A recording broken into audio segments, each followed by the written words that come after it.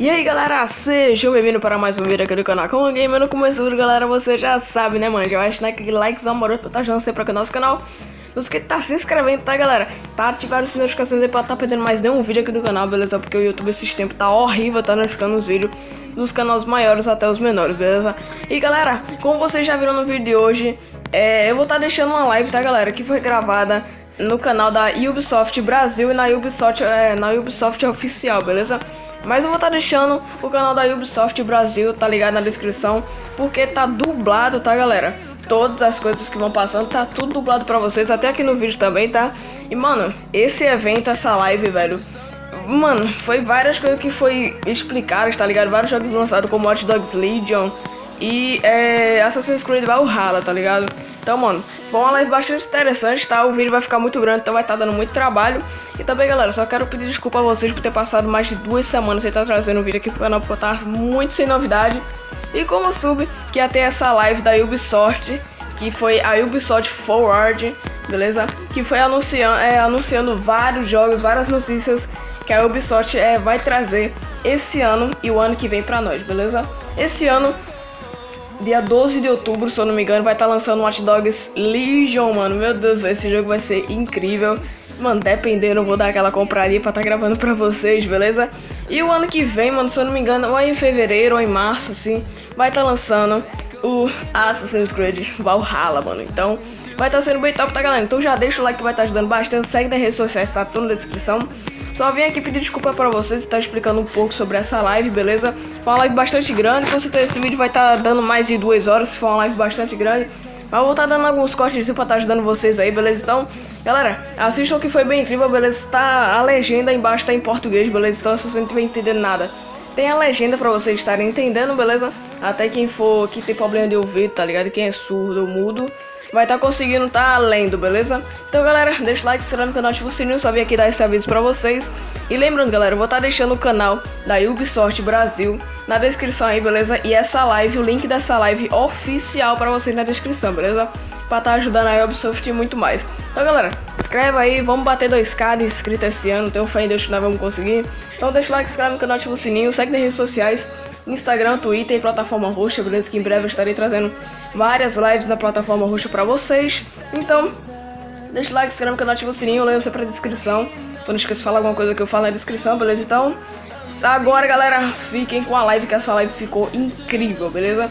Se você quiser assistir essa live oficial, depois que terminar esse vídeo completo, você vai lá e assiste, beleza? Vai estar o link da Ubisoft Brasil e o link da live oficial, beleza? Então, deixa o like, se inscreve no canal, ativa o sininho. E agora, fiquem com a intro. Depois da intro, nós vamos para as novidades da Ubisoft que tem prometendo até 2021. Então, bora lá!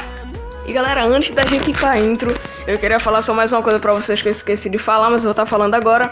Galera, eu estarei trazendo alguns vídeos de trailers, de gameplays, de mais o que, né? Assassin's Creed Valhalla e Watch Dogs Legion e muito mais, tá, galera? Todos os jogos que foram anunciados na Ubisoft, beleza? Eu vou estar trazendo algumas gameplays, falando com vocês, narrando por cima e muito mais. Então, mano, já se inscreve no canal, ativa o sininho, deixa o like aí pra você não perder mais nada, hein?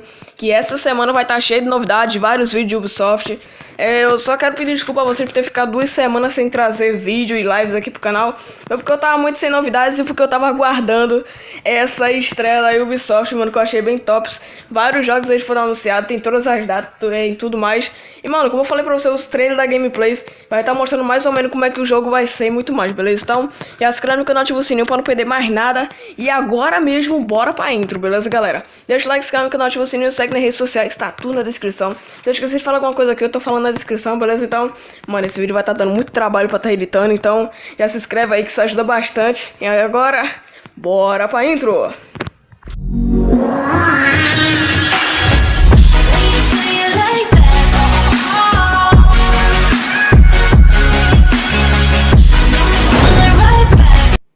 If you also have amazing gameplay segments you captured from our games, spread the joy and submit them on the link displayed on your screen right now. All right, guys, it is time for us to wrap up this pre-show. Don't forget to stay tuned for our post-show featuring a deep dive into the world of Assassin's Creed Valhalla. Thanks a lot for watching this pre-show and enjoy Ubisoft Forward.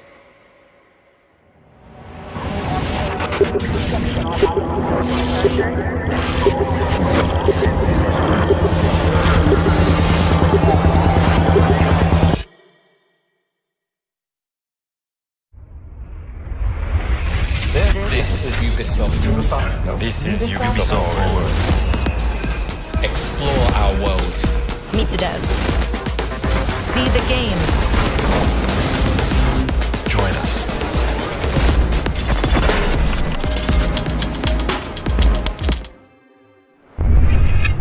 Hi everyone, I'm Neelam Kumar and I'm very excited to be co-hosting the first Ubisoft Forward with the talented Yusuf Mageed. Today's show is all about getting up close and in-depth with all the exciting games we have in production here at Ubisoft. I'm Yusuf, but there's no time to waste. So let's head straight for the streets of futuristic London and see what the hackers of DedSec are getting into.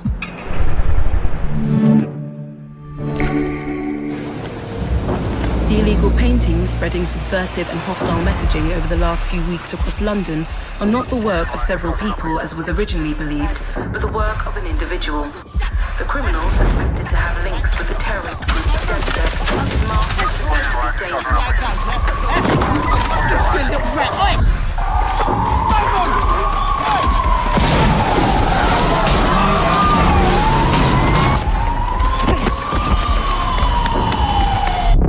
Authorities recommend not to approach the individual.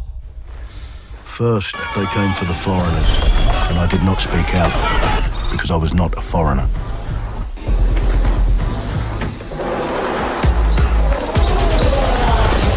Then they came for the protesters, and I did not speak out because I was not a protester.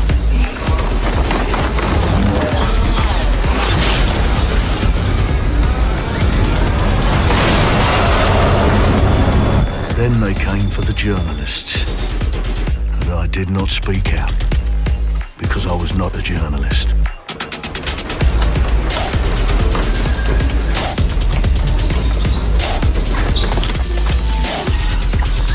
And then they came for street artists, but I did not speak out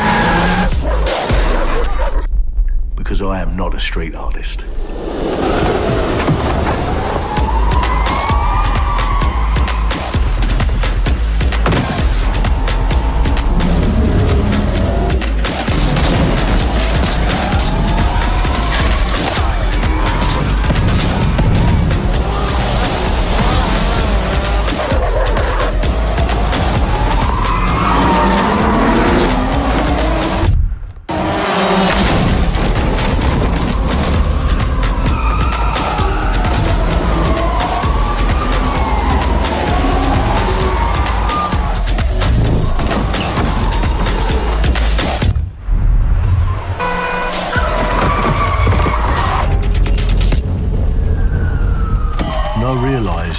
Eventually, they'd come for me, and there would be no one left to speak for me.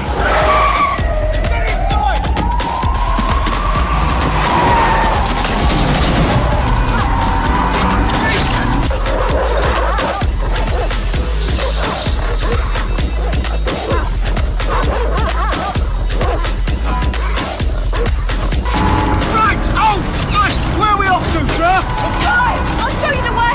Okay, sorry, miss. Jesus! All right, so we're in a total mess now, so let's get the hell out of here.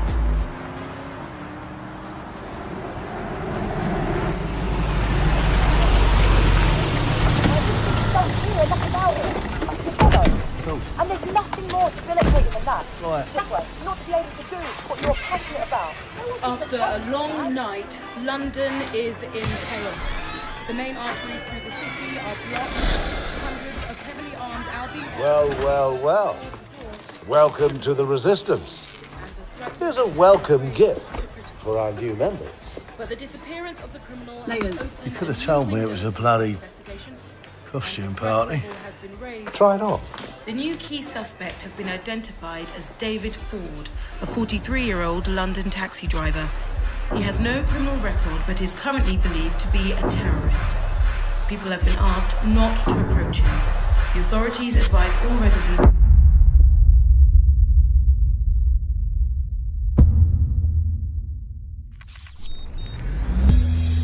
I'm Clint Hawking. Clint has been a longtime creative force here at Ubisoft, and now he's bringing this vision to Watch Dogs Legion. So what we just saw was an amazing short film by the director Alberto Mielgo. that was inspired by Watch Dogs Legion and looks at the game and the universe and the characters through his incredible artistic vision and visual style. The city needs a resistance. Like the film, Watch Dogs Legion tells the story of ordinary heroes setting aside their differences in order to come together as a collective and to fight for a positive change. You can literally recruit and play anyone who you see in the open world. You profile people that are interesting to you, you help them with their problem, you play their origin mission. Just help me get some closure and I'll do whatever you want. Sounds like a DedSec problem. Leave it to us. And that's how you recruit them into your team. And then they become the heroes of the game and the stars of your story. And what are you doing in my flat? You with Albion? Please, think more underground. You with Albion? I'm tickled, but think more underground. What, DedSec? Yeah, right, and I'm Che Guevara. You're done. And they make the story not only, unique to them, but unique to you as the player and personal to you because they're, heroes that you've chosen and invested in. What would I say to fans? I guess I'd say, take care of yourselves, stay safe. Welcome to the Resistance. Our London town. A modern metropolis. Built on history and prosperity. Only took 12,000 years to build it up, and one night to tear it all down.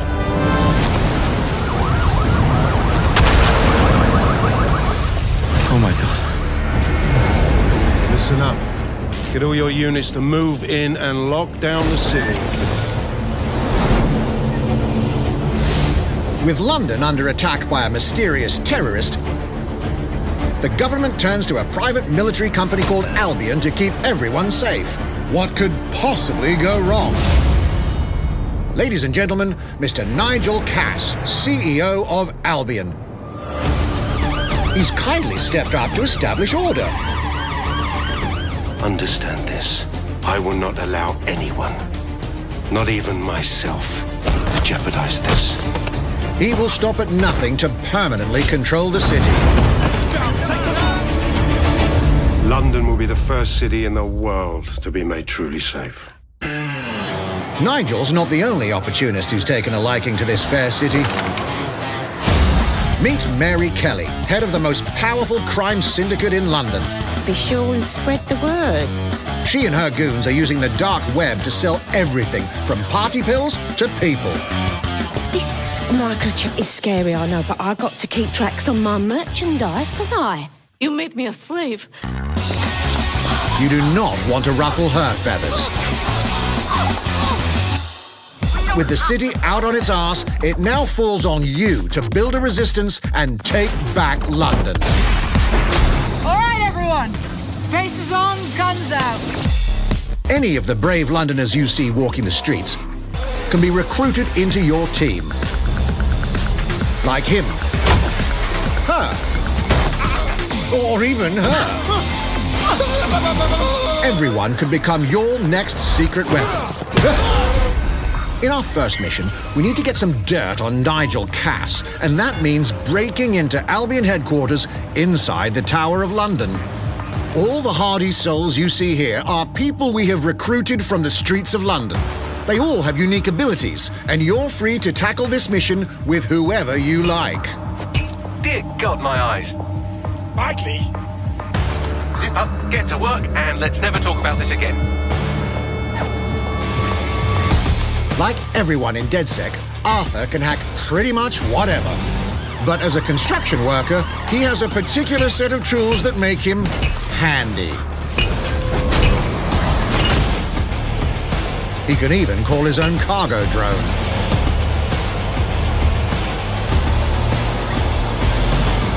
Perfect for gate crashing, when you're not invited.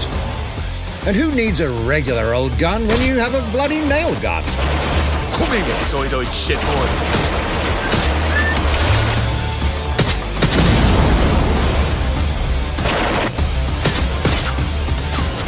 Jesus Christ, what is that thing? Perhaps we could approach this mission differently. If you'd rather keep your distance, we've got you covered. Amy is a drone expert. What have we here? A real tech connoisseur. Hate spiders, but love this one. What an adorable creepy crawler. Here we are. Let's class the place up. A drone expert does have the unique ability to summon their own drone. This little darling is fast and stealthy. She aims, she fires, she hits. I'm reading incoming drones.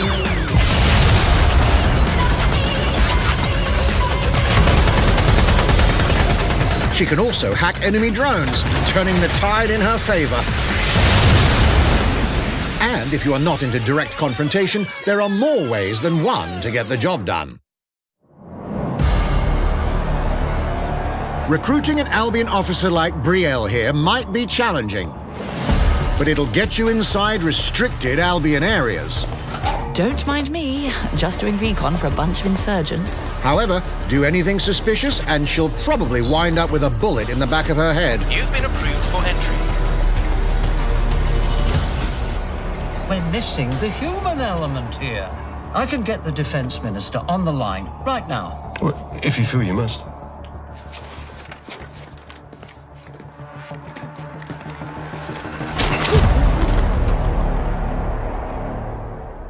Criminals running our streets, illegals threatening our families, the police commissioner himself, assassinated by terrorists. Well, that seems to be enough evidence.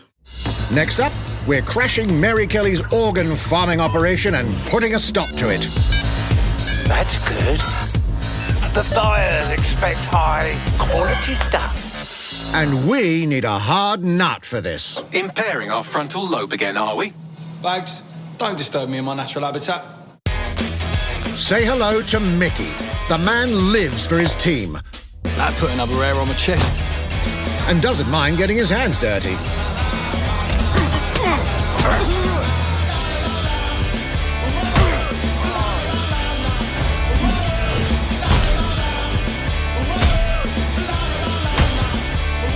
He does have a slight drinking problem, though. And he's passed out. We'll come back to him. You know what? Let's go with someone a bit more professional.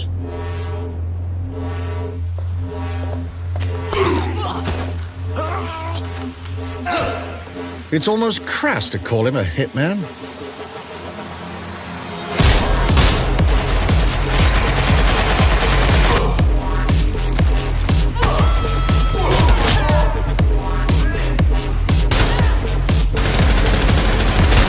Some might even call him an artist.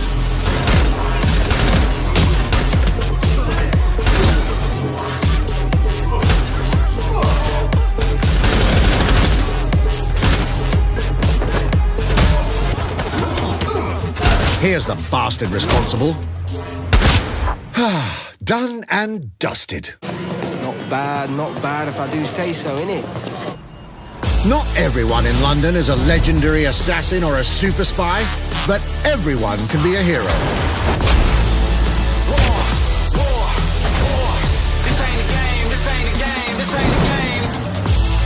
So get out there, find the best recruits, and build your resistance.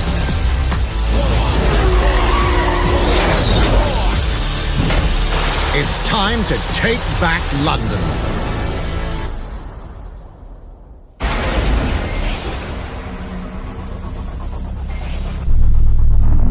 Plunging the player into a living, breathing city teeming with unique locales and characters has always been a central pillar of the Watch Dogs series.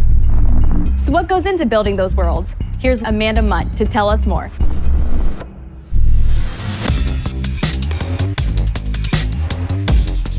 My name's Amanda Munt. I'm a level artist on Watch Dogs Legion at Ubisoft Toronto. Being a level artist, I think, is the coolest job in video games because we do get the freedom to kind of like pick and choose what little details we want to depict. And we get ample opportunities to tell the stories that we want to tell in the spaces that we're assigned to. I have the capacity to hide things and, you know, like small little Easter eggs. In AC Unity, there was a boat somewhere in the world that was covered in cats. And then it happened again in Watch Dogs 2. And there may or may not be something in London that is a boat filled with cats in some capacity. So. I was fortunate enough to go to E3 last year. Some of the people that I was showing our demo to were from London. So no matter where I dropped them in the city, they'd go, oh my God, this feels like Camden. This feels like Southwark. This feels like Westminster. When people are talking about some detail that I've put into the world and they're excited about it, like that feels so good as somebody who, builds these worlds with care. I love it.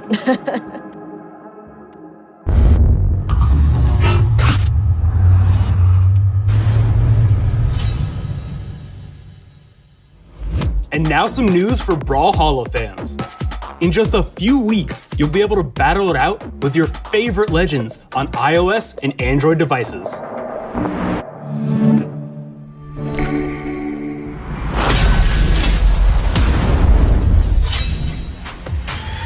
Three, two, one, brawl!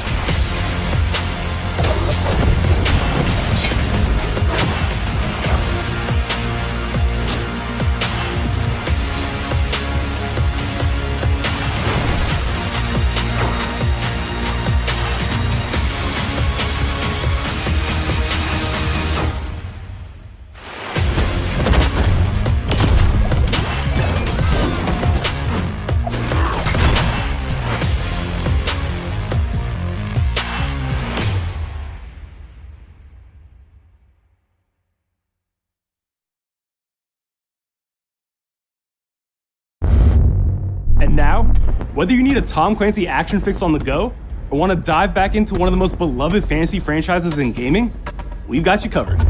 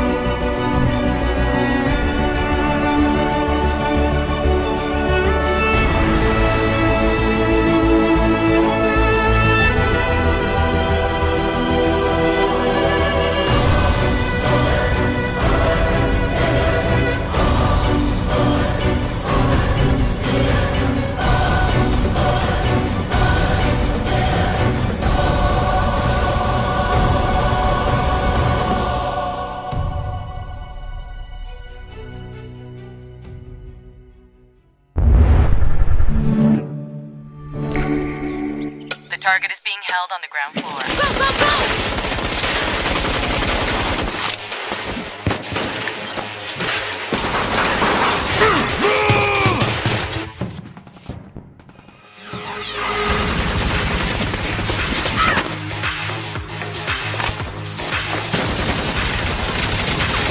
Contact! C'est gonflé en balcony!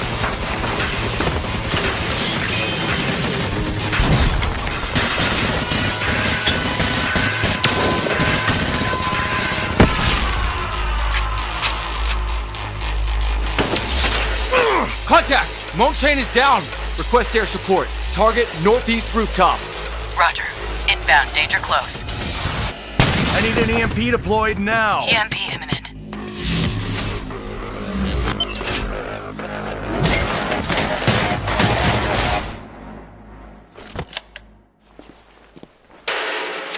Get back in your cell!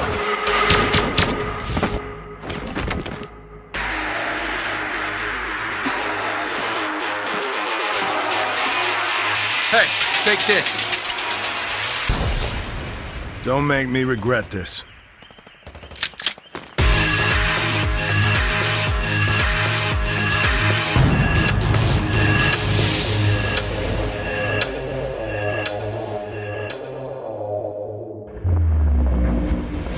Speaking of Tom Clancy, it's been 5 years since Rainbow Six Siege first launched, and the community has never been stronger.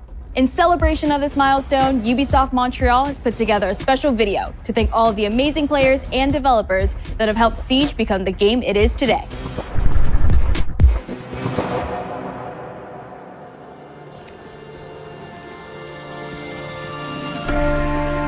In December 2015, a small team released Rainbow Six Siege. A game built on a strong vision, creativity, competitiveness, and team play. Pour le joueur, le 1er décembre, c'est un début, mais pour nous aussi. Il faut tout de suite s'engager et dire aux joueurs, ce jeu est installé, tu peux t'y installer aussi, et nous serons là. That original vision was quickly adopted by our passionate community, propelling it to a whole new level. I got it!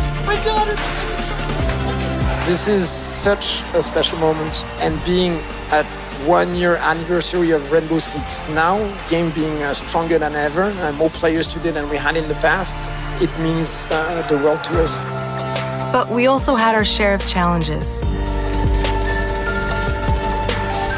Health that touches upon subjects like matchmaking, connectivity, all those aspects are absolutely critical to the experience of the player. Through it all, we're always driven by you, our community, and together, we grow stronger. There is no sequel plan, and we're here for the next 10 years, so expect more Rainbow Six in your life for quite some time. Look at this.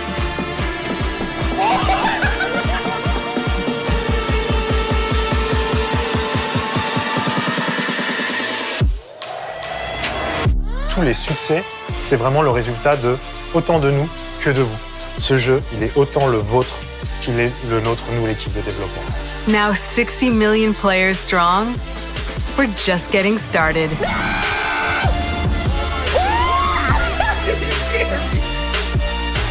From the devs that build the game to the community that plays it, thank you.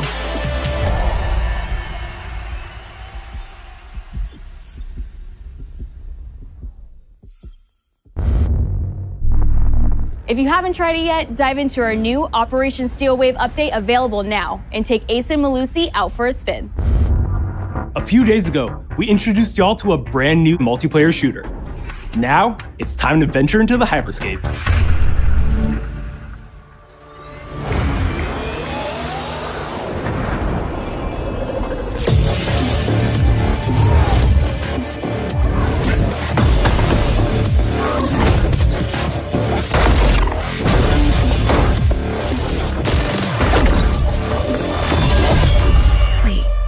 What was that? A hack in the hyperscape. That's not supposed to be there. Let me get you all up to speed, okay? About 30 years ago, everything that we feared about our future started to come true. We made some good decisions. We made some bad decisions. Actually, we made a lot of bad decisions. So, here we are. 10 billion souls living in the crush of the megacities. But the people at Prisma changed everything.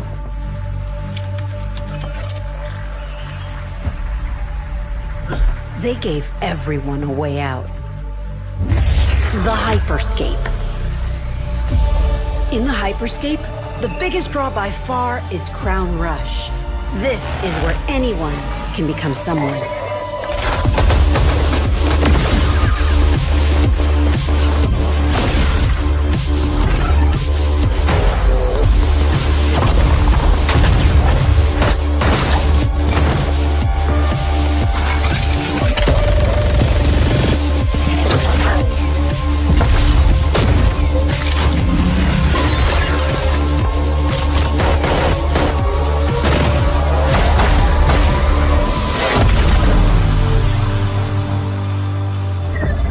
If you get good at Crown Rush, it can change your life. But strange things have been happening lately. Rumors of people getting hurt. Users disappearing from the real world. A darker secret lies at the heart of Hyperscape. And we have to find it. Some of us are searching for a way up. Some of us for a way out. And for others, a new way altogether. That's what brings us to the edge of the future. To the hyperscape. I'm JC, Creative Director on Hyperscape. JC's work on Far Cry Primal and multiple Prince of Persia titles has established him as a top creative here at Ubisoft. For me, what's exciting is we started building it from scratch. Seeing it grow, adding ideas is really cool. Hello, contender. Welcome to the Hyperscape. The game takes place in 2054. It's in a future where humanity has grown a little darker. One of the companies there, they are launching what's called the Hyperscape, which is a virtual world and the internet of the future. It's the place where everything converges. Within the virtual world, there is a battle royale that takes place in the virtual city of Neo Arcadia.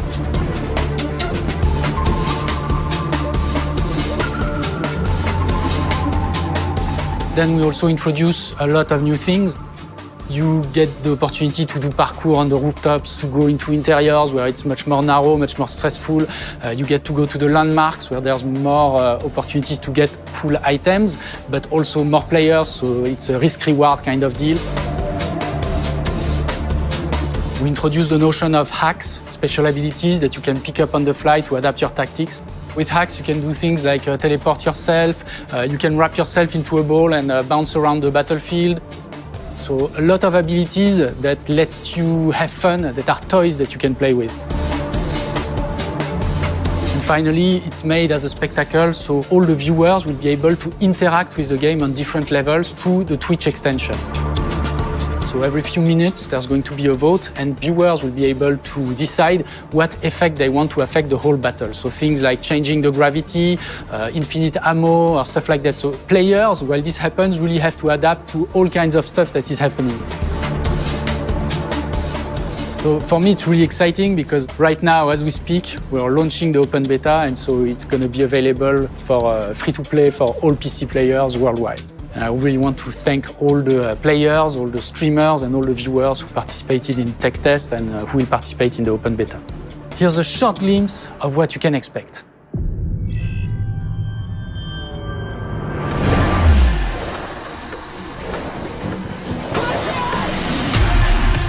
Watch and learn how it's done. Perfecto. Showtime. Mine.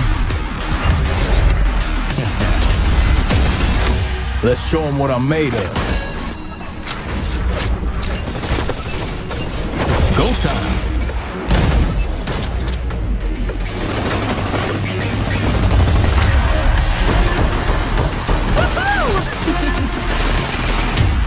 Watch closely. Here we go.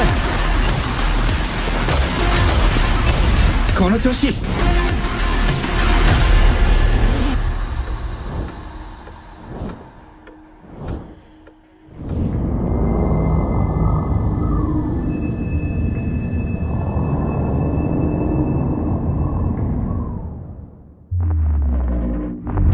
The digital world of the Hyperscape gave our artists and developers incredible freedom when it came to designing characters. Production manager Ana Maria Musca is going to take us behind the scenes of character design. My name is Ana Maria Musca. I'm the production manager for characters and weapons on Hyperscape. We have paid an exceptional amount of detail to our characters. We switch different outfits, different fashion statements, different tattoos, different materials until we see them as real individuals, as real people. So the second you pick a character, you see them in game, you understand what their motivations are and what drives them and what challenges them. This was the first lineup of characters. This is our default base, but even starting from the hair down, everything has been meticulously thought of. Would this person actually like this type of outfit? Would this person enjoy the type of tattoos that we're putting on them? Will they actually like to be in this body? Each season, we plan to produce new outfits for these characters. So we're hoping some of our players are gonna see the effort and maybe even correlate some of the accessories to what's gonna happen in the game. We're very excited to see it in people's hands. As we move into the next generation of gaming, Ubisoft has been working closely with console makers to take advantage of all the extraordinary capabilities these new consoles will offer. Now we have a special guest to tell us a little more. Hey everyone, Phil Spencer from Xbox. With Watch Dogs Legion, Ubisoft is supporting smart delivery. So you will get the absolute best version of the game on any version of Xbox you're playing on. On Series X, you'll get to take advantage of the amazing work the team has done with DirectX ray tracing to create an absolutely immersive version of London like you've never seen before. Ubisoft has a unique ability to create immersive worlds, setting a new bar that continues to drive our industry forward. I'm a huge fan of Assassin's Creed.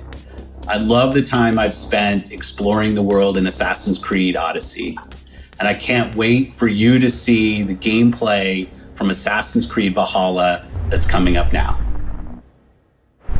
All right, we know you've been waiting to hear more about this game since it was announced back in April. And now it's time for a deep dive into the world of Vikings. My name is Julien Laferrière, and I'm the producer of Assassin's Creed Valhalla.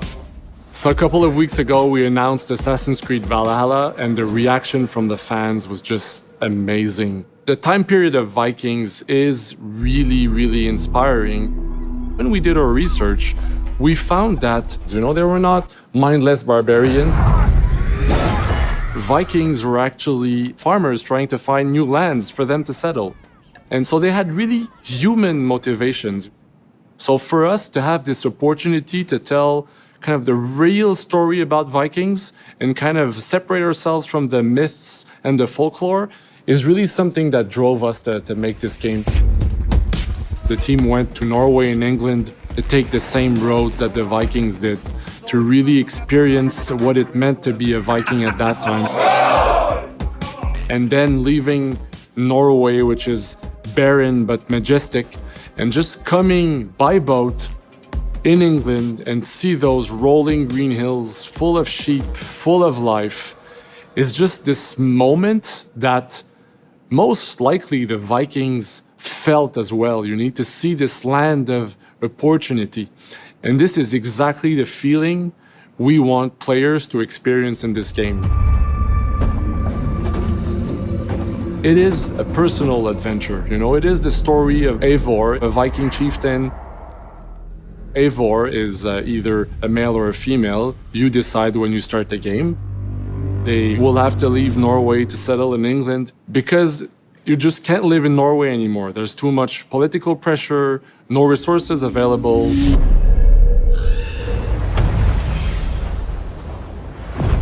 Obviously, in England, it's full of Anglo-Saxons and other people, and they don't really want you there. So you will have to fight your way there to kind of build your own settlement and see your clan prosper. Vikings were brutal warriors. Shields! And the fact that they were mastering a lot of weapons coming from the medieval times really inspired us to kind of revamp the fight system,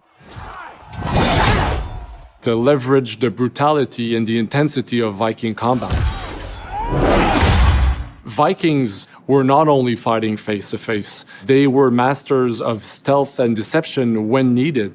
They used basically any sort of tactics they could use to win the battle. So we want to portray the full range of combat that you can imagine coming from the Vikings.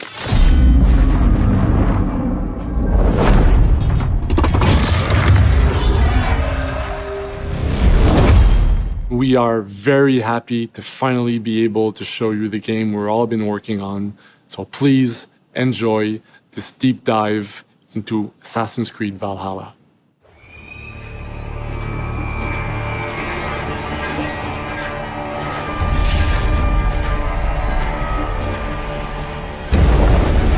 In Assassin's Creed Valhalla, you will relive the epic saga of the Viking invasion of England. You play as Eivor, a Viking from Norway, who will lead his or her battle-hardened warriors across the North Sea to the British Isles. Eivor is driven by an ambitious goal, to build a thriving Norse settlement in a hostile land. For the good of our clan, it is time we go a Viking. Today we raid that tomorrow we may build. England is a dark age tangle of broken kingdoms and warring dynasties, a land of opportunity and riches. As you prowl England's rivers by longship, you may raid locations you spot from the shoreline. Ground your ship and blow your horn to lead your raiding crew into battle.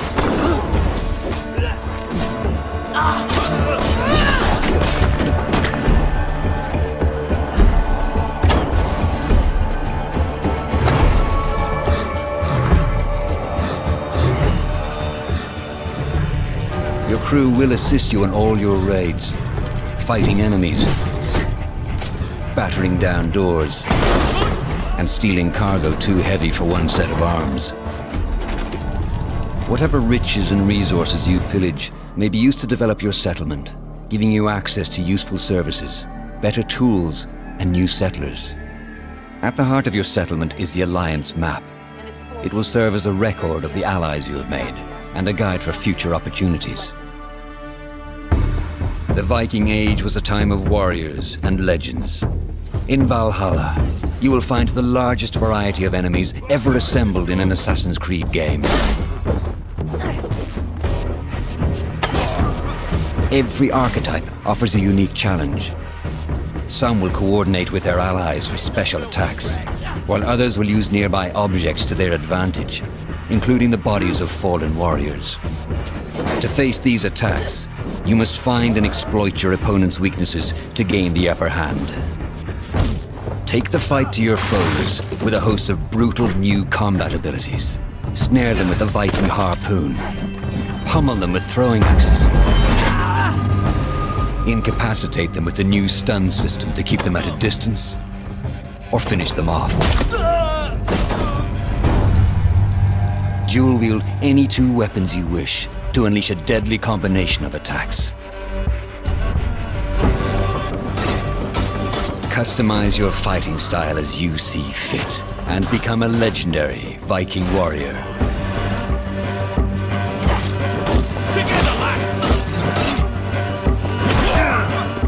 All combinations of weapons are available to dual wield, including two shields.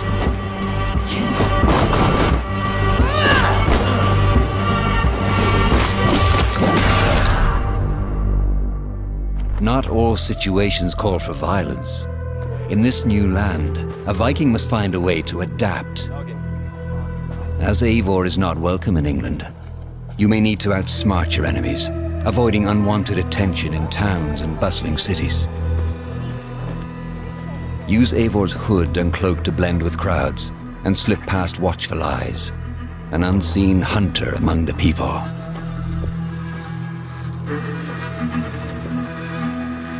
From capital cities and villages to the dense forests and rolling hills of England, exploration is vital to keeping yourself sharp. You must feed off the land if you hope to endure. Hunt and forage to replenish your health and fortify your equipment. Search pagan temples and Roman ruins for new activities and challenges to strengthen yourself and your settlement. The more you explore, the more of England's secrets you will reveal. Ravens, show no mercy! But as you push deeper into England, the enemy will push back. In a series of climactic moments, Assassin's Creed Valhalla will feature massive assaults in which you will lead Eivor's army into battle against heavily guarded Saxon fortresses. Today, we will reclaim her. Today, we fight for your land. And tomorrow, we rebuild. For East Assassin's Creed Valhalla will transport you to wondrous and haunted lands, inspired by Norse myths and England's pagan roots. It will challenge and surprise. Thank you, with unforgettable characters, thrilling triumphs, and tragic losses, giving you the chance to live your own Viking saga.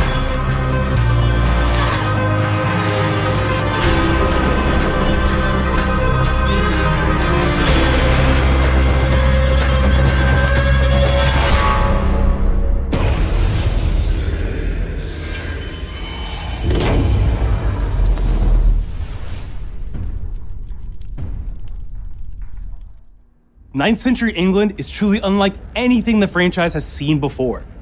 Assassin's Creed Valhalla will release this holiday season on Xbox Series X, PlayStation 5, Xbox One, PS4, PC, and Stadia. We're close to wrapping up today, but before we go, our CEO, Yves Guillemot, is here to share a few words. I hope you will have enjoyed what you have seen today, and that you will love playing these games.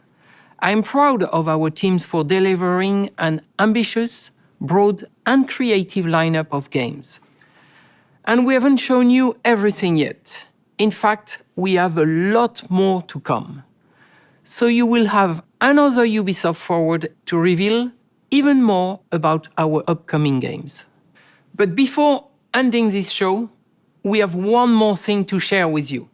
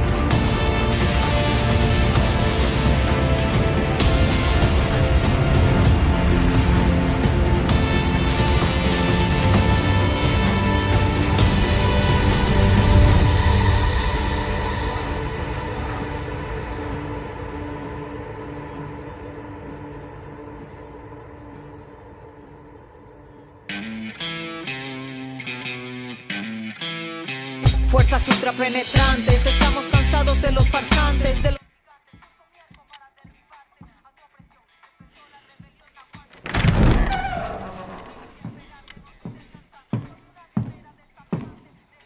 It's beautiful, amigo. Perfect, but useless. I have something for you, Diego. Give me your hands. Papa. Now, the grenade is simple. It has 4 basic parts. The shell, which contains the explosive, the fuse, the handle, and of course, the pin. What are you doing? Breathe, Diego. Breathe. The pin simply holds the handle in place. It is only when you let go that this grenade goes boom.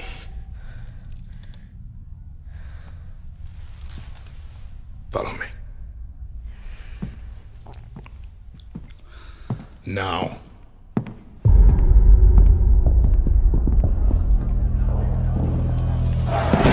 I am El Presidente, which means that someday you will be El Presidente. And our people, they do not know how to be happy. They are torn apart by opinions, noise, indecision, strangled by their own freedoms. And even if you have love in your heart, even if you want what's best for them, if you only want to save them from themselves,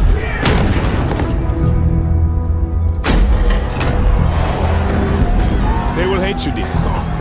Everything you say, do, believe, will be wrong.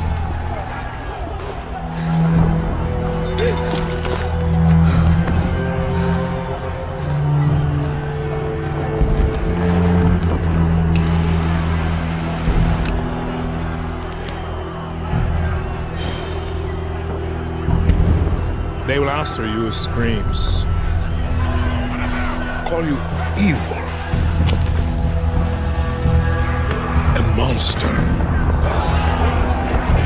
and give you this. So you tell me, are you evil? And are you a monster?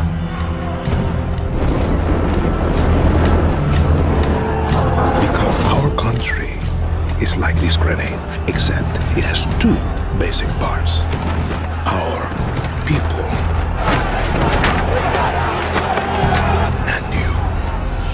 and you must clutch them nice and tight, or we all go boom.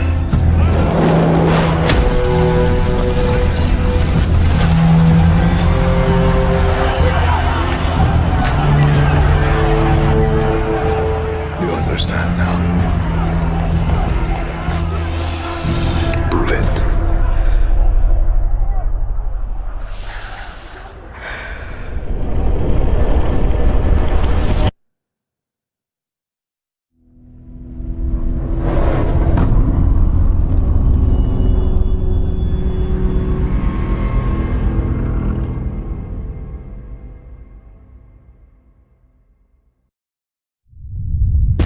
And with that, we're wrapping up our first Ubisoft Forward.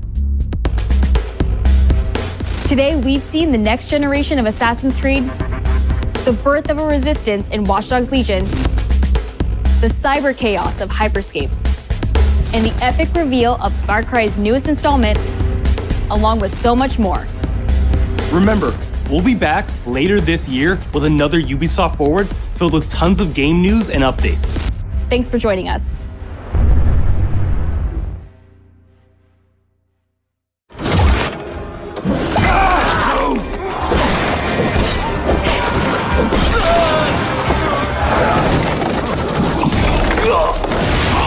Hey everyone, welcome to the Ubisoft Forward post show. My name is Yusuf Magid, and this is Assassin's Creed Valhalla. We're going to take a deep dive into about 30 minutes of gameplay, and we're joined by a very special guest here. Hey everyone, this is Philippe Bergeron, otherwise known as Fizz. I am the quest director on Assassin's Creed Valhalla. So Fizz, we're setting up here for what looks like an epic encounter. Tell us exactly what's going on here. Yeah, so here we're midway through the quest that we're showing for UB Forward. Here we're looking at the assault of Berg Castle. So these are big moments that usually sort of culminate at the end of the story. And so here Eivor, our Viking raider, is taking a group of raiders and Fyrds into Berg Castle to go and take down Rued and his clan. So who exactly is Rued, and why does Eivor sort of want to pick a fight with him? Basically, Rued comes into play about halfway through this story arc, where at the beginning of the arc, this is something that happens before, Rued basically caused a lot of turmoil within the territory, and Oswald, who's the sort of elderman to inherit this territory, needs your help to take him down. Oswald having just been defeated in a previous quest, and so here this is revenge, but also accomplishing your ultimate goal. So Fizz, as you're talking, we're seeing some of the combat of Valhalla. Can you tell us a little bit about the changes to combat this time around? We wanted to basically add a lot of new mechanics to it. So we added like some dual wielding for the player, like a stun system in there. And we really needed to do this to sort of portray that sort of the brutality that comes with being a Viking in this day and age. So it sort of fits into that, the time and the character.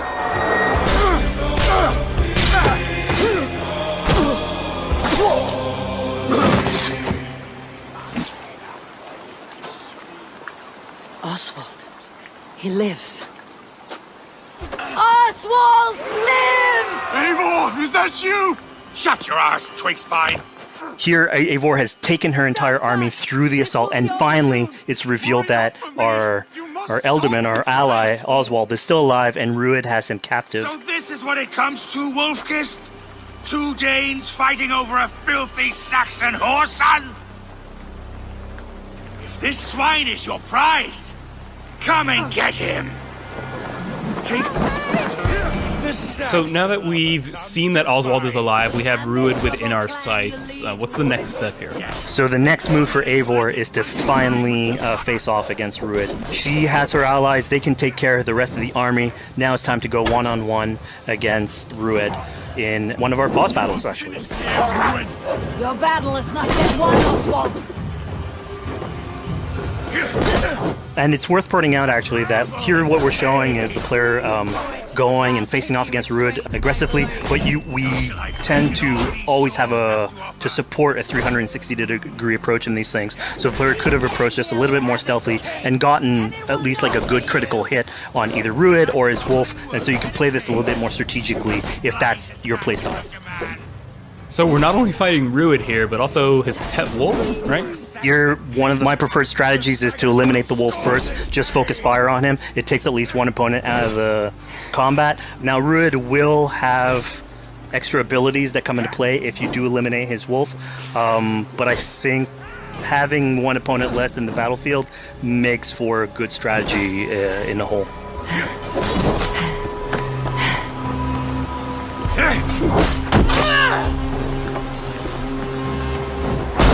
Your efforts. Only the cold dark of Niflheim awaits you. Valhalla is my destiny. That fate will not be met today. Why does they should be roomed, wolf-kissed? Made thralls, not treated as equals. We are better than this. Than all of them. Do not drag me down to the sewage you wallow in. Why does a Dane fight tooth and nail for a Saxon? You throw in with these wastrels? These arrogant swine? Eivor, no! He should be tried before God, a lawful assembly. Alright, so we've defeated Rued, we freed Oswald. What comes next?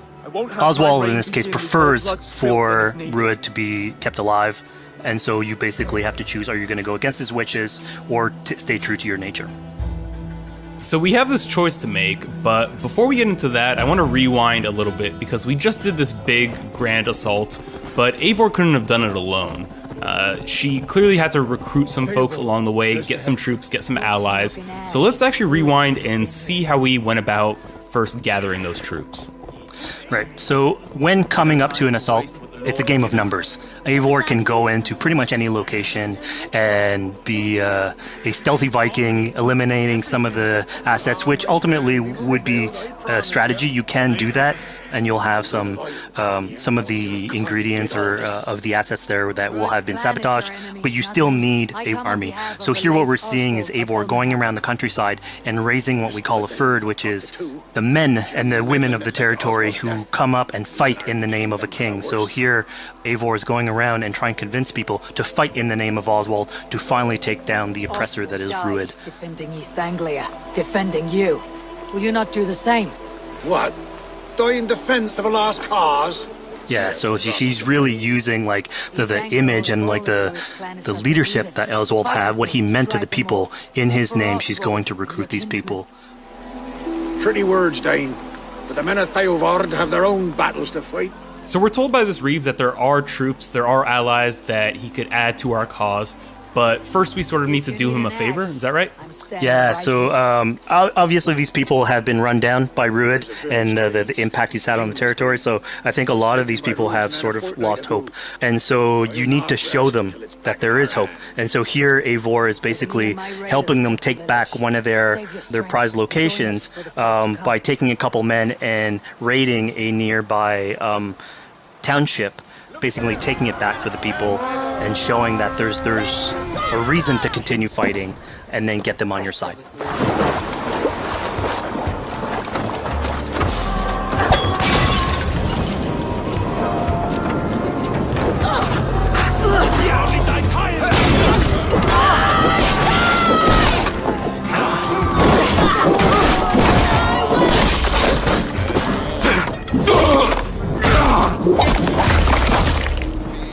When Eivor does this, obviously you have access to a full suite of abilities. So again, the improvements that we've done to the fight system. You have some brutal axe throwing in there. You have archery or like range combat abilities in there as well. So really, again, like depending on what your playstyle is, you can customize your loadout and go in there how you wish.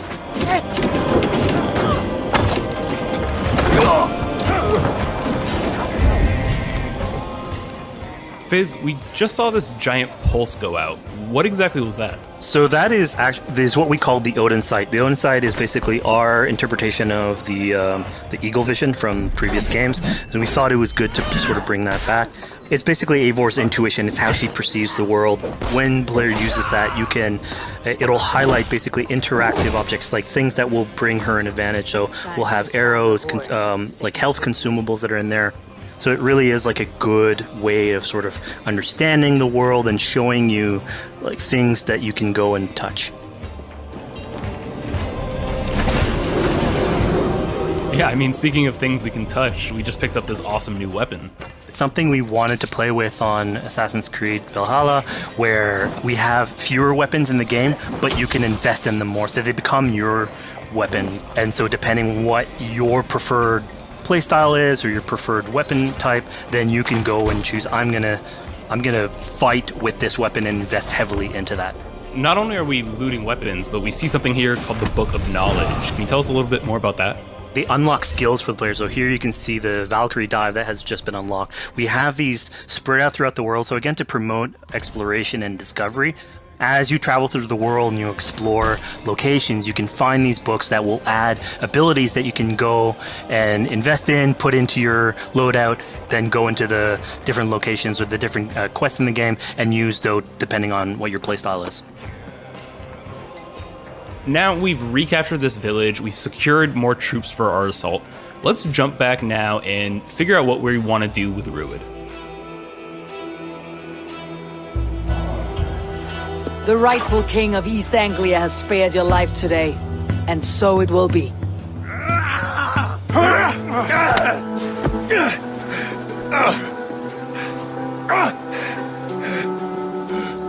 Compassion is a virtue suited for anyone, Eivor, including you.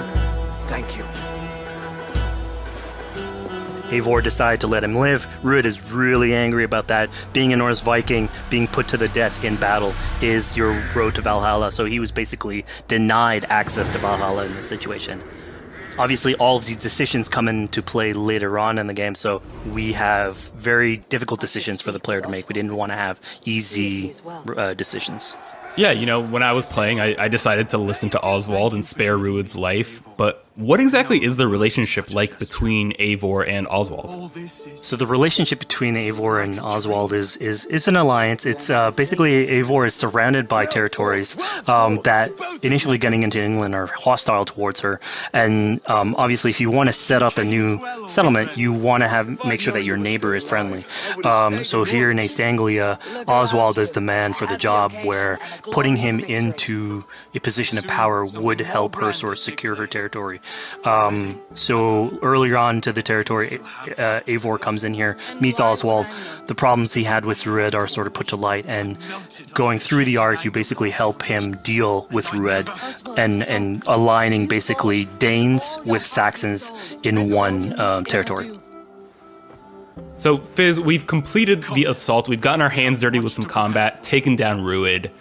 We have this big open region of East Anglia, so before we head off to Oswald's wedding, what do you say we head out, have some fun, and see what we can get into in the open world? That sounds great. So we see a cat here with a speech bubble above it, and you best believe if you let me talk to a cat, I'm gonna talk to a cat. Yeah, these are some of our some of my favorite moments actually in the game, where we put out a whole bunch of events throughout the territory.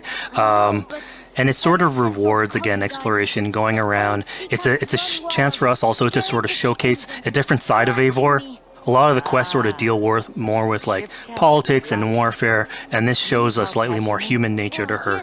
So it permits us to explore that character a little bit more.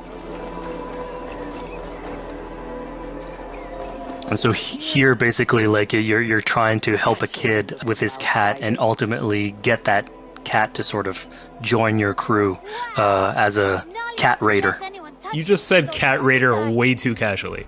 You're telling me I could have a cat Viking raider on my longship? That's exactly what I'm telling you. Oh my god, yes, I love it. Perfect. So yeah, as you're riding around the rivers of England, you would see a cat basically walking around your longship, keeping your Viking raiders company. You know, speaking of the Viking longship, we're seeing some of that gameplay here now. Can you talk a little bit about how that works and functions in Valhalla? Yeah, so starting out on this project, I think the Viking longship is one of the biggest images that we all have when we think about Vikings in our game. And so Vikings had this awesome design for longship that had a very shallow hull, so it permitted them to go very far inland very quickly, and you could basically disembark Viking raiders like on pretty much any shore. We added that into the game where you can basically sail up to any location and then just decide to disembark with your guys and raid a location, loot all its treasure, get back in the ship, and then continue sailing down the river to your next opportunity. So I know past Assassin's Creed games allowed for songs and things like that to be sung on ships. Will Valhalla have a similar version of that? Yeah, so this is something we actually wanted the crew of your ship to become like your home away from home. So we added stories and songs into the ship. So basically, as the player is going around, you could decide to have your skald sort of sing a song for you as you row down the river. But you can also decide, depending on who the raiders are in your ship, to hear more about their life. So you can actually queue up stories, and they'll give you a little bit more background on who they are. So you get to know your sort of fighters as you're traveling around the world, which is a cool moment. So here we're seeing a bit of a different view. What exactly are we looking at? We had this on previous Assassins where you would like ride on your horse and you could pull out, have the horse sort of follow the track. We have a similar thing for the ship where you can put up your sails. It's cruise control for the ship, so you can pull back, take in the scenery, listen to some songs or some stories, and just take it all in.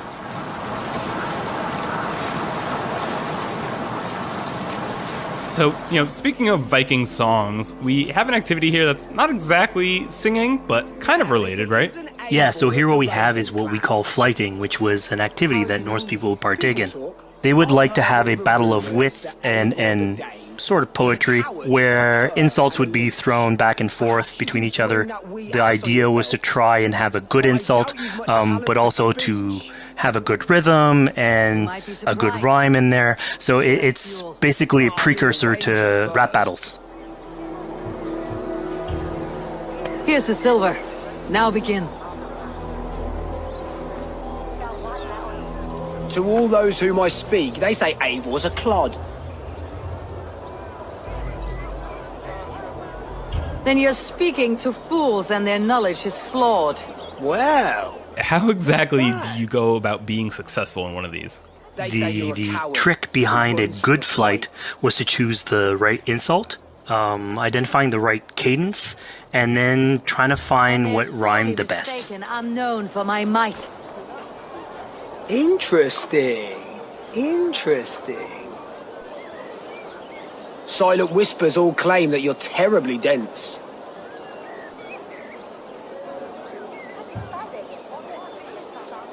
Then you've clearly misheard them. My wit is immense.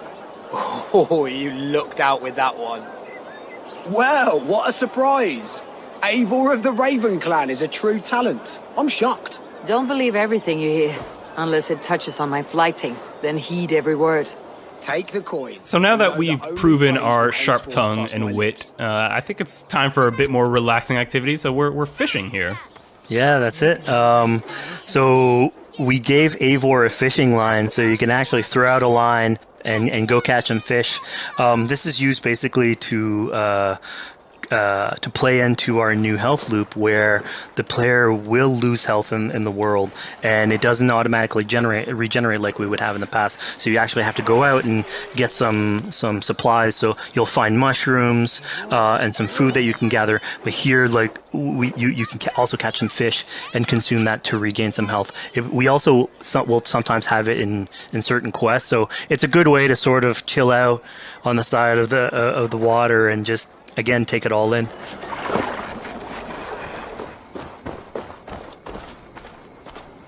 So this is what we call one of our offering altars. So the idea is that you find these around the world and you make offerings to it. So it'll take like animal parts and stuff that you can find throughout the world. Here what you're seeing though is sort of like a fancy version of it, where as you do your offering you get interrupted by some kids that basically come and steal your stuff. So it's just a way for us to sort of showcase that like the systems and the activities in the world can sort of play in with some quests and some little events. So it's our way to sort of dress up these moments and make it all fit inside the whole experience. Yeah, this seemed like a really sort of unexpected turn for what I thought was going to be kind of a simple interaction.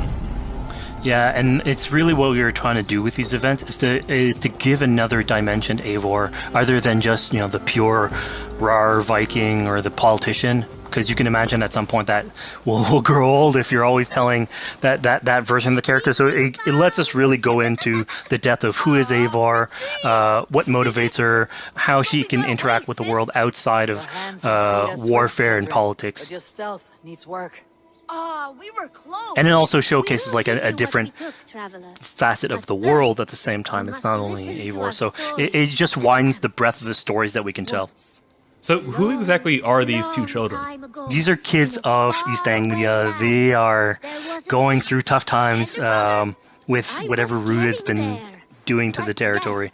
And so they're just here trying to survive and basically exploit the people that are there to make offerings.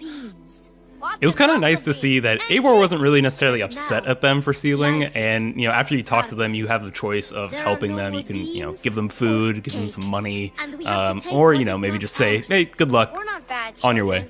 Yeah, and then this is something we also wanted to do a lot. Like, so here we're doing an event, we do it in quests as well, but we want to give a lot of this agency into players' hands so that they can sort of shape Eivor a little bit. Who she is, so it represents them a little bit more, and they can roleplay that a little bit better. And again, it just gives her like a little bit more humanity in these moments. This is what large walkers should do. Provide for small walkers.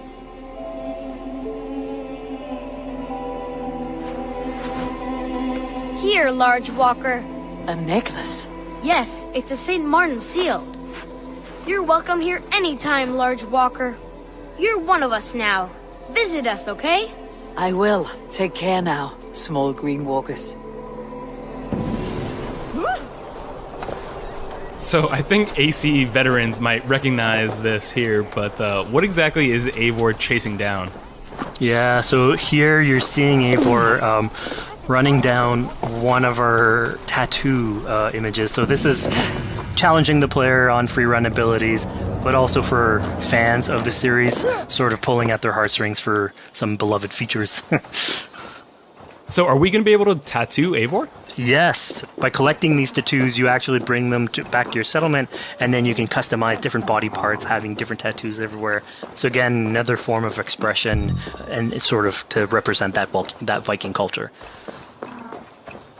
Fizz, one of my favorite things when I was just out there exploring East Anglia was coming upon a house or a building and realizing that there was a chest inside, but that there was no easy way in. And in this case, I saw all the doors were barred, but I knew that because there was a chest in there, there must have been some way to get inside. So I went around the back and, you know, found a way in. Yeah, I'm glad you actually caught on to that. You're pointing at something that we wanted to work on a lot on Valhalla, where we wanted the exploration to make you feel smarter. So we played a lot with puzzle solving, so making sure that every house that you find sort of appeals to you, like it draws your attention, and then when you want to come and explore, it's not given to you. You still have to work for it a little bit, so it'll challenge you on your observation skills, logic, just trying to find how do I get into this. So we play a lot with level design, quest design to offer challenges to players, and you basically come out of it like with a better feeling for the exploration, but you also get to see more of a story behind any of these locations which we've crafted. So it gave us a little bit more time to sort of slow down the experience and tell a different version of a story.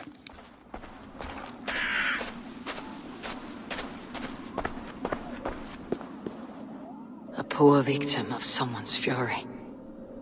Yeah, I mean, speaking about exploration and just finding things out in the world, I was just wandering and came across this clearing and found this kind of morbid altar. Yeah, so this is one of our bigger events that we have scattered in the world. So as Eivor explores, she can find altars like this, and by interacting with them, here it's a trap that's been set by this character named Regan. Now, there's a bigger story behind all this. There's multiple steps to it later on. So this is one of the moments. It permits us to go into a slightly more mystical realm and play with a boss fight that has more magical abilities, if we will. And basically have this awesome boss fight in the middle of the swamps. And so here the abilities that you see Regan using are a little bit on the mystical side of things. What's happening is Eivor at the beginning in that trap is poisoned, and so she starts sort of hallucinating, seeing the world in a sort of different light and filter. And so that's sort of what lets us go into the realm of the weird. My rage, spirit of my father's rage, fill me!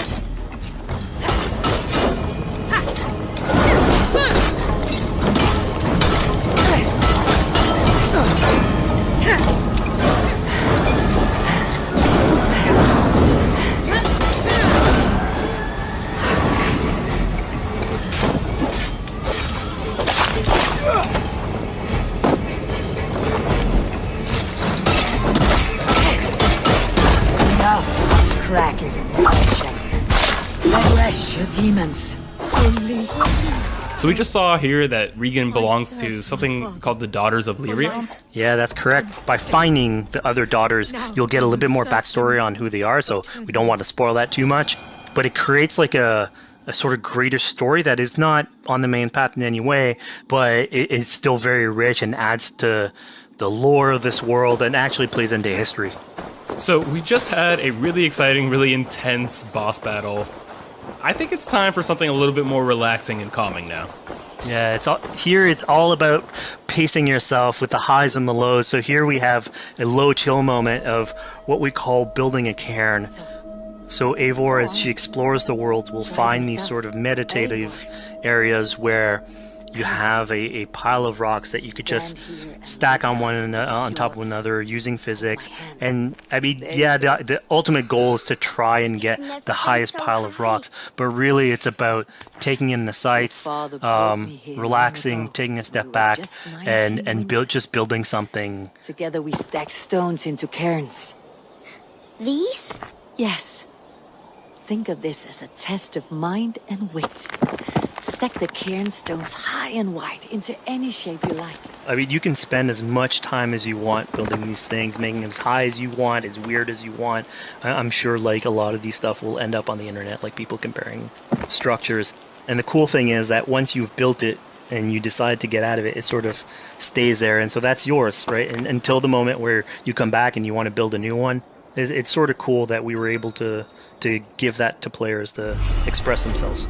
At this point in the demo, we've explored East Anglia, we've met some children, we've broken into a house, we fought a boss, we built a cairn.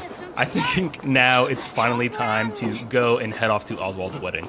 Yeah, so this is the moment it's all been building up to. By the moment you get into the territory, sort of like mentioned by Oswald, that he's trying to get married with his Dane lady. And so as you go through the arc, that's sort of like the underlying thread. Really, it's about Rued creating turmoil in the territory and helping Oswald sort of get above that and show that he's a good leader. And so you finally, after going through all of that arc, finally get these two together, go through their wedding, and you're invited to attend the ceremony. And then all the activities and fun times that comes afterwards. Yeah, as much as we've seen the brutal side of England, it's nice to see the joyous side of it as well. Yeah, and it's something we really wanted to play on in Valhalla, where being a Viking is not only about being a raider or warrior. I mean, there's revelry, there's feasting, there's partying that goes, and like if someone knows how to party, it's a Viking. And so here, this is one of our opportunities to sort of show what a sort of Viking gathering is. And what's cool here is it's a good alliance of Norse culture with Saxon culture, sort of smashing those two things together and building bridges. Yeah, I mean, what's a wedding without some drunk archery, right? Yeah, so like anything can happen in a Viking event, right? Eivor, yeah, here, you just get drunk, shoot some arrows. Ah, barely a challenge. Steady all, and ready yourself for the wedding race. The king and his bride against all. My king, he... So here we see the decision I made to spare Rued came back to bite us. Yep, that's the decision you made, coming back. So as we said before, all of your decisions have consequences, and this is a big one.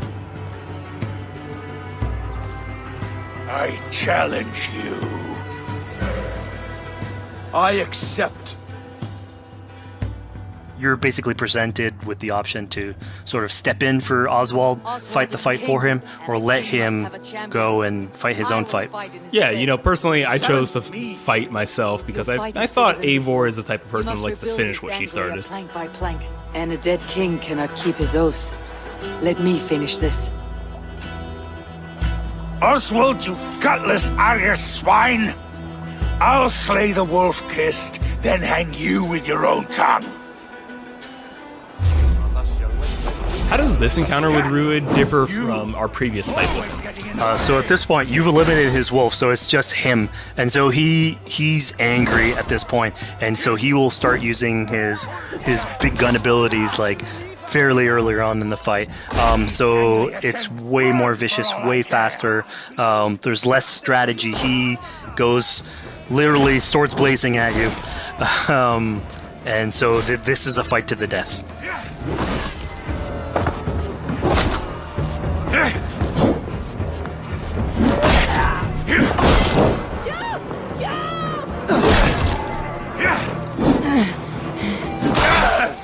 And of course here, like, this is a decision you made to go and fight him, but there's multiple outcomes to this scenario. You could have let Oswald fight his own fight and prove basically his station as the rightful leader. If you had eliminated Rued, obviously this would not have happened. It would have been a slightly more joyous occasion. But ultimately, in all scenarios, you still have an alliance with Oswald. He's proven to be the right leader for this territory and to be a good ally for you. A great service. I promised you an alliance, and now you have it. And one day I will need you to make good on that alliance.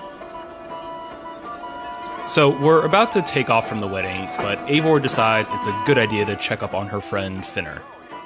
Yeah, so Finner is probably one of the more recurring characters in this arc. You get to meet him very early on. He's a very endearing character, sort of used to have a Viking life, sort of misses it, and going through all these adventures together is sort of like lights that fire back, and so he's willing to join you in your raiders.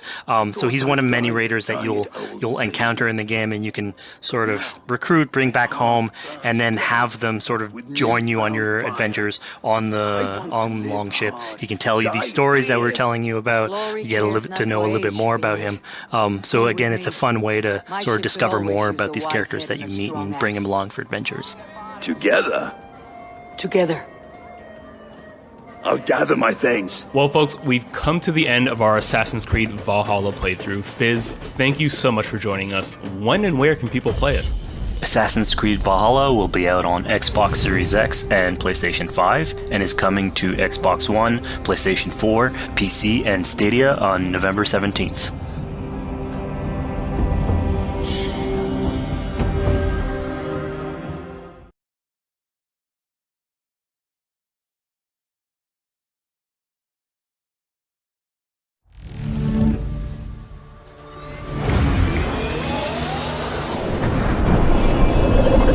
Hey everybody, thanks for joining us. My name is Eric Pope. I'm the Senior Community Developer on Hyperscape. And I'm Graham Jennings. I'm the Senior Producer on Hyperscape. Hyperscape's now in its open beta phase, so you can go to Uplay and download it directly. So a little while back, we recorded a match for you so we could walk through it moment to moment, explain what's going on throughout a match of Hyperscape. There's a lot going on with hacks, guns, the gameplay. So Graham and I are going to walk you through it right now, and I hope you'll enjoy. So at the start now, you'll see the insertion phase. There's the 3 of them in the squad, so they're trying to decide on where they want to go. It looks like Helios, which is one of the landmarks, is going to be one of the choices. So all the places we're seeing on the map right now with like a name above it, that tends to be a higher loot area, would you say? For one of the big yellow letter ones like this one, this is one of the landmarks. Landmarks tend to have higher density and higher quality loot overall. Which also means most people will be going there, so you might have... Usually have a few more friends if you go to a landmark. So in this case though, he's gone outside and he's found a supply crate. So he's starting to loot these instead, so he's looking for both hacks and weapons within those. Right, so the looting phase, many folks will be familiar with, but in Hyperscape you do have those supply crates that you may be lucky enough to find. And what's the deal with supply crates? So supply crates are placed around the world, so you'll hear them and then you can go and find them, and then inside them you'll find weapons and hacks. Usually you find slightly better weapons and hacks within them. Here now we've switched, so we're looking at Chimera instead. So he's in the landmark, he's in Helios now, and he's still in the looting phase. But as you can see from the red triangle up there, there's actually some friends, or not friends, in there with him just now. Yeah, so the action gets started, okay, right here. Yeah, so he's one-on-one, he's going with the Mammoth shotgun against someone who's using the heal hack at the minute, which is the red circle you can see. So that player's taking extra health at that point. Which looks like it helped him hold his ground against that mammoth. And I believe it helped him survive at that point. There seems to be a few other players in here just now, so the combat started and elimination's got his first kill. Sectors will soon be collapsing. Oh no, so he's just been eliminated actually. Yeah. So he just, he's been eliminated and he's turned into an echo now. So he's gonna wait for his friends to bring him back. So he's gonna go to one of these restore points, which are basically places where someone else from another squad's been eliminated, and you can be restored and brought back to life at one of those points. So the action pretty much never stops in the game. If you're eliminated, you're not out. You're not stuck watching a camera with someone else. You're still playing, you can inform your squad as to what's going on, and then you can call to be restored at one of those points. There's plenty of people, like you said, who ended up at Helios at the end. There's at least 3 other squads. So we can also see when you have a teammate who needs a revive, it's called out on your... Yeah, the green icon you can see at the side is him calling for a revive at this point. So Mr. Gomi's busy eliminating other players, which will cause more revive points to appear as well. This guy's low on health, so I don't think he's going to last long for that. Okay, so I see once someone's eliminated, they drop a revive point that you can use. What you'll actually see at the minute now is both Chimera and Elimination are both echoes, so it's just Mr. Gomi by himself at present time. So can he survive this and get He's going again. There's still a few other players in here, that's for sure. So that was the slam hack he used there. So basically he projected himself up in the air, he landed, he dealt some damage, and he's managed to eliminate the other player. Yeah, he got the elimination with it, which is pretty good. And then he's starting to bring back Chimera at this point, so he's now back into the game. Right. So he's got to reloot and find new weapons again, because when you are eliminated, you go back to just your melee weapon. Okay, so you don't hold on to your gear when you get eliminated. No. So this is the start of the decay you can see. So you see all these blue triangles that are appearing. This is how we basically do, map size reduction and zone reduction to bring players towards a smaller map into the center. So instead of having a circle that shrinks, we've decided to actually dissolve the map. And is it kind of the same? Will you always know which districts are decaying first? You can see from the map when you bring it up what's going, and you'll also see the icon when he turns on the left-hand side of the screen a second ago, which shows you where the safe area to go is. So at the top it will show you sector is closing, and then you've got the little icon of the person running with a distance against it. That tells you where to go to the next safe place.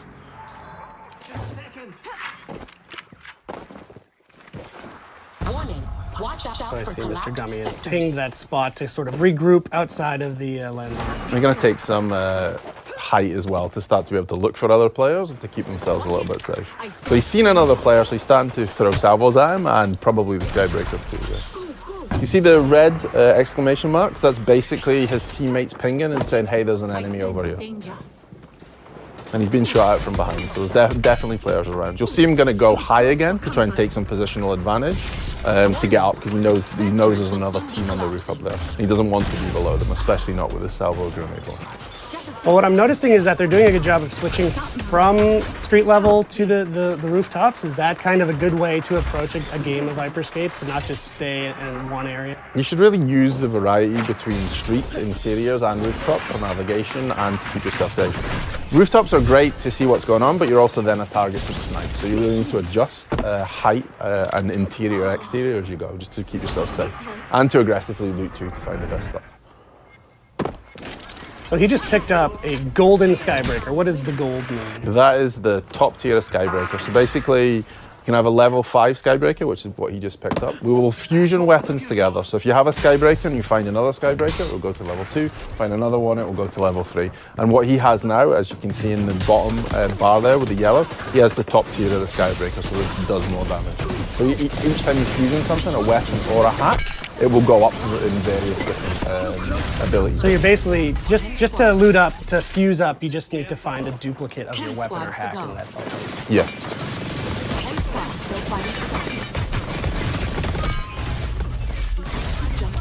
So you'll see though, on the left, when you see the other players' names, you can see that Mr. Gomi has 2 yellow weapons and a yellow hack. So he has 2 fully fused weapons and 1 fully fused hack.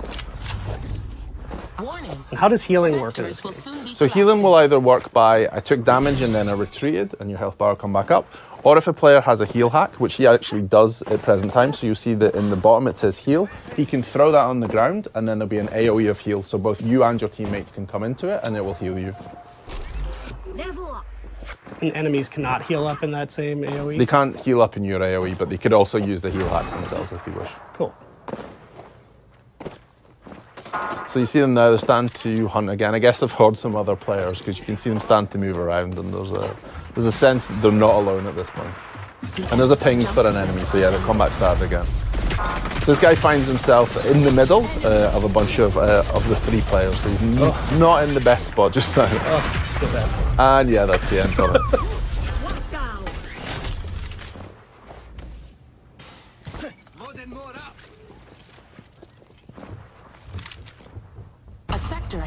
So if you manage to fusion one of his hacks then again. So here you'll see the decay started. The player found himself out in the decay as it was starting. He had no cover left, so you find yourself out in the open, and they eliminated him with a Ripper at that point.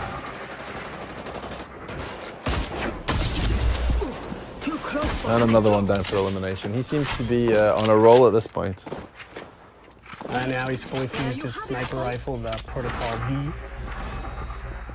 Still quick check, just make sure there's no one else coming in. You don't want to have someone behind you at the last minute. 5 squads. So there's still 5 teams left. And then we'll swap back to Mr. Gomi, who's still rolling with the Skybreaker at this point. It's worked out well for him. Yeah. The case starting to happen in this region too, so they're starting to move forward a little bit. They have a nice variety of weapons between them. You know, someone's got a salvo, there's a skybreaker, there's a ripper. They really split in terms of hacks and weapons, so they have a nice diverse selection in terms of game style. So you see him go up high now, he's probably going to use the skybreaker. And he has, and that's the end for Takeshi Kazuya. Takeshi Casualing, so now you mentioned that username. You'll notice if you've been watching the feed, the usernames all seem pretty similar in this match. What's the story with that? So this is the feature we call streamer protection. So it allows you to anonymize who's in the game. So this is basically what you can see now. This poor player's managed to find themselves in the corner and tried to hide. Unfortunately, they've been chased in there by someone with a fully fused salvo. So that was kind of the end for them. Dangerous. So they've swapped now and they've gone to the Mammoth instead. So they've swapped out to the shotgun. So it's quick to change your playstyle. You can easily find another weapon you like, and you can adjust based on map size, how many players the weapon can continuously adjust. And that countdown that just finished was a health kit event. What does that mean? What are these events that are basically in the top right now, you'll see the cross and it's kind of ticking down. So this is said that this is the time left for the health kit event. Basically, every match, there will be cards played which change what happens in the match. So this was the health kit event. There's things like low gravity 2, which projects up in the air and you can jump over. And are these just random, or are players triggering these events somehow? So there's two different ways this happens. So there's a game master, Grace, who plays them in this case. Or if there's a streamer in the game, the streamer's viewers will get the chance to vote for which one they want to see. So it'll pop up, there'll be 3 different options, and then whichever gets the highest number of votes will be the one that's played in the game. So viewers are directly impacting the streamers. And that's through the Crowncast extension. Through the Crowncast Twitch extension. Cool. There's only 3 squads left, contender. A sector has contenders. So here you see that you got caught in the decay then and fell through the building, so trying to move back in. There's only 3 teams left now, so we're starting to get towards a smaller map size, so it's going to become chaotic shortly. And they're just on the edge of this landmark of Red Tiger, so they're heading up. Here you'll see at the top it says crown appears in 10 seconds. So basically we have a crown that spawns in the wall. If a player grabs the crown and manages to hold onto it for 45 seconds, they will win that game through what we call crown victory. The only downside to that is once you've picked up the crown, everyone can see where you are and everyone's going to chase you. So yeah, he's got the crown, the countdown is on. As soon as, if he were to get eliminated, it would drop and that countdown would go away, right? Yes, and then whoever picks it up next, that person, the countdown will start again for them. And that's only one of the 2 ways you can win a match of Hyperscape, right? Yeah, you can win via the crown if you want to take it and maneuver. This is why you'll see the really high up to own the higher space, or you can eliminate all the other teams.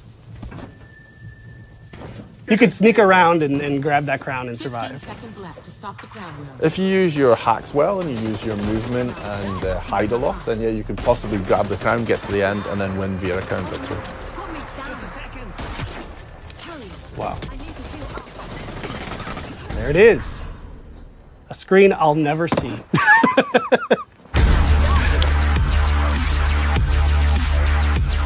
All right, well, that was just one match of the frenetic, fast-paced game, Hyperscape, that we are both very lucky to work on. Thank you for joining us. Thank you for watching UB Forward in this post-show. As we mentioned before, the game's available right now in open beta on PC. Just go to Uplay to download it. And we're also thrilled to be taking part in the Twitch Rivals event, with the information appearing magically on the screen below us. So Graham, thank you for your time. Thank you, Eric. Have a good day. And we'll see you in the Hyperscape.